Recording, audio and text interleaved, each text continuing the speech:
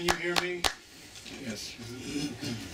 It's a pleasure to read at a wonderful independent bookstore like this one, and with Christopher, and thanks to Jerry and Eric. I'd like to read from my latest book, which is new, early, late, new and selected poems. It's right over here. And I'm going to start out with some early poems that I wrote about a character named God. I was very intrigued by the idea of a sort of a hapless deity, one whose sort of omnipotence was continually thwarted. And I wrote about this character in one of my first books, which was Mutual Trespasses. And I think that somebody looking at the title must have thought it was pornography, because I got a form letter from a movie company which wanted to explore the possibilities of optioning it for a film. And then they asked me what it was about. When I told them it was about God, I haven't heard anything back for about 25 years. I'm still hopeful that one of my lyric poems could be optioned for a Hollywood movie. This is a poem called The Gig. Attired in a tuxedo, God stood with the microphone snaking into his hand and a mane of blow-dried hair crowning his countenance, and crooned unctuous love songs to the vast audience, while his brilliant cuffs kissed the air like the wings of angels, and waiters circulated, abiding always by the second law. It had been like this since the beginning of the gig. Just once had he spurned the mic, dropped the bullshit, and sung like Caruso, whose voice he had always wanted to be. Otherwise, it was Las Vegas tempo, with the audience being born and dying, kids collapsing from fatigue and marrying a few years later, and always the cheap love songs plying their ears. So ubiquitous they didn't even listen, said there was no singer, claimed not to be an audience. After all, the backup band was less manifest than the woodwork, muter than the music of the spheres. So people habituated God's pleading insistence, haplessly camouflaged under this organized disorganization called nature. And who is God anyway? He has been around, as you can see by the bulge under the cummerbund, and his face radiates the false and gorgeous glow of perpetual middle-aged youth. His song a seduction which disavows itself in the singing.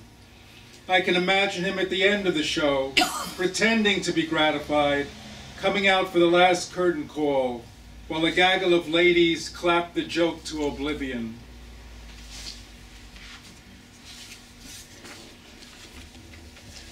I'm not sure if this happens to you, but occasionally when I travel, I'm attacked by paranoia, and I suddenly feel that everything I'm doing is wrong. I want to consult the guidebooks and make sure that I'm seeing the right works of art and everything like that. So this is a poem about travel called Wrong. Poring over the guides, I discovered everything we believed was wrong. It wasn't Rome, but another nameless city with an anonymous river. And we were seeing all the wrong works of art by imposters and hacks, lulled by rumored greatness and eating the wrong vegetables at the wrong restaurants. Even the trees were canny, masquerading as great maples. We were on the wrong trip, utterly at a loss. It wasn't our own lives we were discussing with newfound interest. And even the noise was erroneous, the traffic misdirected, mistaken. Rejoice in the great wrong that's been done, and to us of all people so well-intentioned, and be guided by heat to a few right things. A leafy ceiling over a fountain, leaf-kissing water, the world's infantile, satisfied babble.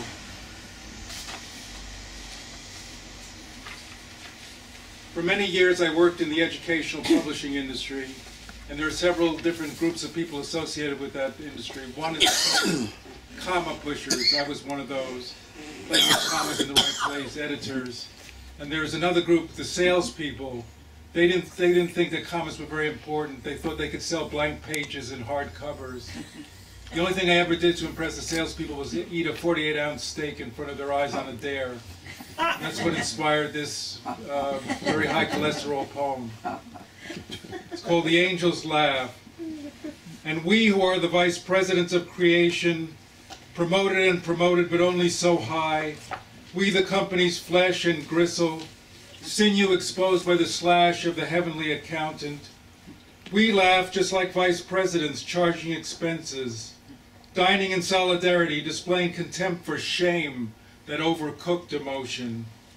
We guffaw with bravado, shoulder to shaking shoulder, like sides of beef displayed in a butcher's window. We howl so that even vegetables are meaty.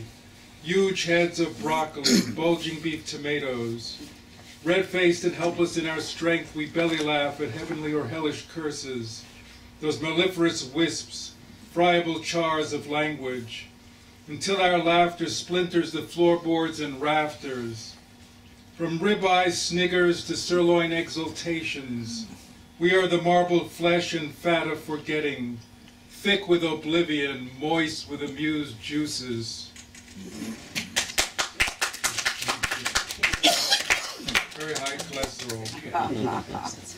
Another poem that came out of my experience in educational publishing is this one. It sort of summarizes everything I learned or failed to learn about the business. It's a dramatic monologue spoken by a textbook, the textbook having a nervous breakdown. It's called A Textbook Case. Write to me daily, but not in me. Respond to my multi-part questions. I'll tell you when you're wrong. I know all the right answers, every element of literature, the helium of comedy or tragedy's iridium, irony's corrosive salts. That I'm speaking at all is ironic, surprising, but hardly tragic. But what if no one is speaking or hearing this voice? You think it's fun to be no one?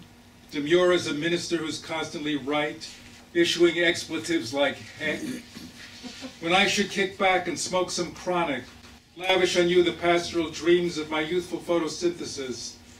Like you, smart asses, I thought it would be growth rings forever, not paper's reams.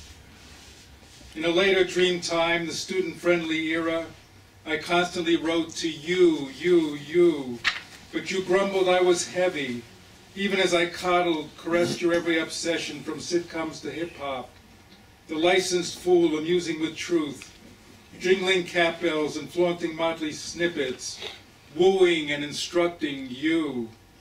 Now standards are back, you'll shut up. Learn archetypes or rhetoric, the expository essay, ha. See how your sullen passivity drives me underground, makes me spiteful, sick. Do I not bleed? Do I not commute? Like your parents, my many selves travel by car or subway or bus. I could tell you something about the bus to oblivion you'll soon be boarding yourselves, but I'm not a sadist, masochist alas. Secular Saint Sebastian, I'm shot through with arrows of inattention that craze my coated four-color case, menace my binding of stitches and glue. Yes, hurl me into the dark oubliettes, your lockers. Good segue to the Gothic, a term that was broadened to mean Teutonic. I'm either crammed like an antique toy chest or sprawling like civilization's garage sale, with a 2-bit sliver of Achilles shield, clockwork Pope, and gaudy Shakespeare.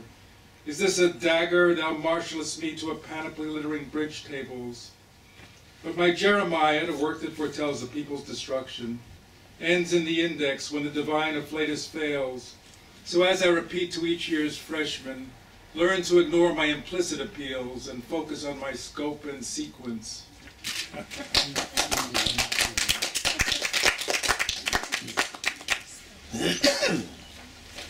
This next poem is set in the eastern part of Paris in a very elegant 17th century square called the Place des Vosges. In the 19th century, Victor Hugo lived there. And there's a story that Victor Hugo came home late one night after probably doing what he shouldn't. And he had to go to the bathroom very badly, so he started to pee out against the wall. As he was doing so, he felt the heavy hand of a gendarme on his shoulder. And he said, "Monsieur, you cannot piss here because an immortal named Victor Hugo lives here." And Hugo said that was the first time he knew what it was to be immortal. This poem sees Hugo playing hopscotch in the center of the Place des Vosges. And the first box in the French game of hopscotch is terre or earth, and the last box is ciel or sky.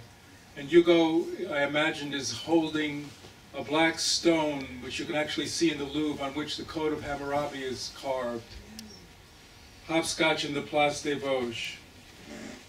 Clasping the coat of Hammurabi, a black stele, Victor Hugo plays hopscotch in the Place des Vosges, propelling his lionized bulk in delicate leaps from Terre to Ciel and back, meanwhile intoning the whole plot of Les Miserables or Notre Dame.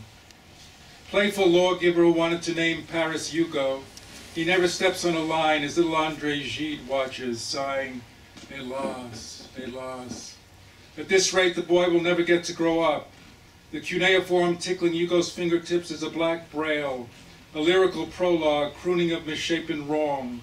The millennia must be compensated if Hugo's to hop to utopia.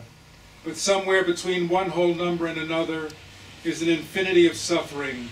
The triumph of modern life is the miniature, a war with its billion-circuited decisions intricately assembled and placed in a television. All the pain diminished but saved for posterity.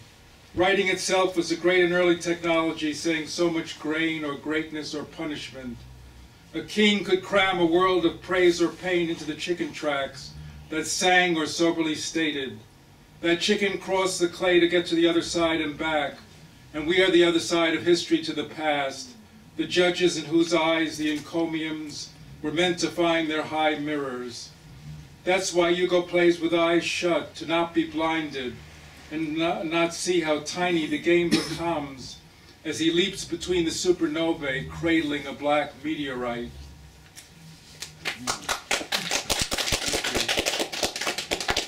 One of the things I like to do recently in poetry is to combine two different types of language from different areas, different registers of the language. In this case, I have to apologize to Walt Whitman because I'm taking a leaf out of Leaves of Grass, but I'm also combining it with language of the accountants use. I thought that would be like a strange combination. And I'm portraying Whitman as a kind of unrepentant, malfeasant executive. It's called Dear Auditor, and it's a sonnet. Dear Auditor, this is to certify that I celebrate myself and sing myself per the contract, in conformance with your estimate of me and in compliance with best practices. Although the review has revealed my overage and disclosed that random centers resist controls, I am large and contain multitudes to manage our systems, so I may loaf and invite my soul. I do not snibble. I make these representations.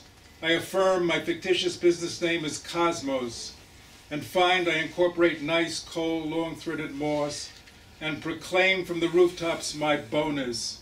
In vain allegations. Are the figures elusive? Persist in your review. The sum of me stops somewhere, waiting for you. I've noticed that in the last few years there have been a lot of public apologies. Politicians apologize for having affairs. Ball players apologize for taking steroids. And it began to seem like a whole rhetoric of public apology was developing. So I wanted to sort of piece together an overall apology for everything with like little bits and pieces of little apologies that were made along the way. So this is called Statement, just one big apology. Good afternoon. You may wonder why these 40 folding chairs are set out upon the mountain of Zion, which is so desolate the foxes walk upon it. Years ago, I was unfaithful to my wife, my family, my team.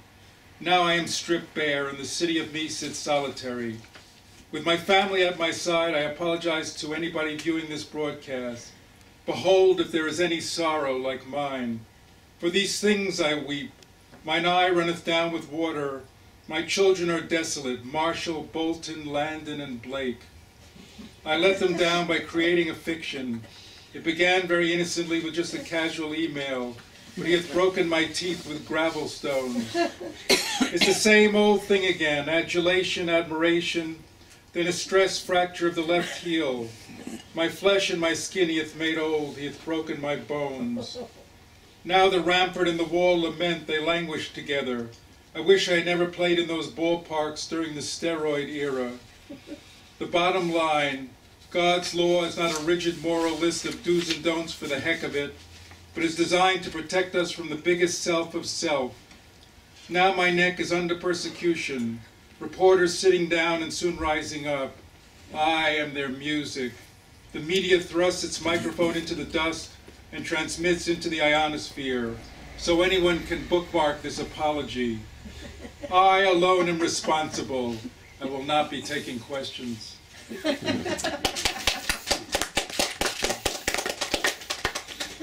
the last poem I'll read is kind of like a combination of human resources jargon and John Calvin. It's, I imagine, John Calvin issuing pink slips to members of the elect. I like this poem because I get to fire the audience at the end. It's called Celestial Ink. I regret to inform you that in the purview of immutable discretion, it has now become necessary to downsize the elect. It may seem strange that of the great body of humankind, some like yourself, predestined to salvation, should be laid off. But please bear in mind that the boss does not guarantee for all an eternal position, and even those initially receiving the wages of grace may be let go. It must be plain how greatly ignorance of this principle detracts from his glory and impairs true humility. In your pre-termination meeting, you will be briefed on resalvation options. You may come as a grievant or a supplicant. Now quickly step away from your papers, even those with only stray marks and doodles, and a guard will escort you from the office. If you have any question about how your severance reveals the obscurity of the boss's say-so, don't hesitate to contact me. Thank you for the services you have rendered, and I wish you every success in your post-salvation existence. Thank you.